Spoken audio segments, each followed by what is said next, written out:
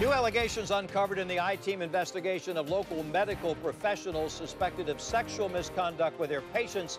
This time, this man, the person accused, is a physician assistant.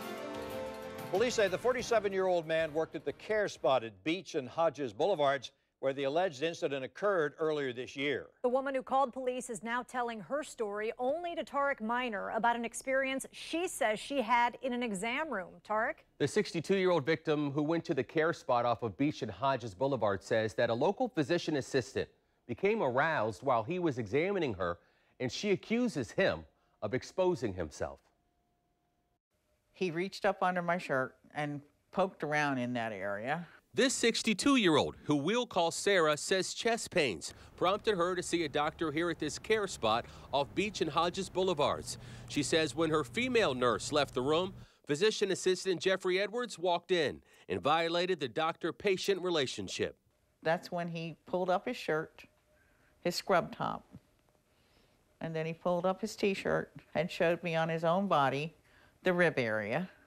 She says after Edwards demonstrated on his own body where her ribs and liver are, Edwards became aroused. She says he fondled himself through his pants at first and then completely exposed himself.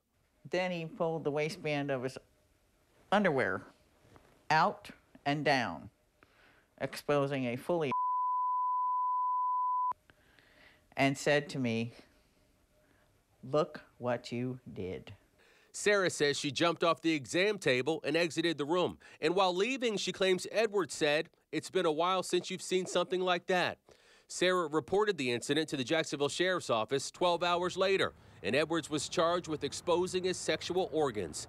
In the warrant for Edwards' arrest, we learned that the victim called Edwards while police were listening in.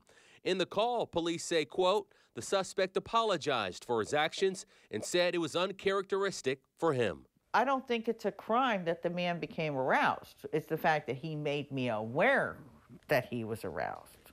I mean, I don't think that's, he can control that, But why did he have to make sure I saw it? That's where the crime was.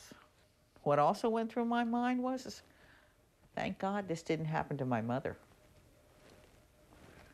Or my 10-year-old niece. I mean, what would they have done? Hopefully they would have reported it, just like I did.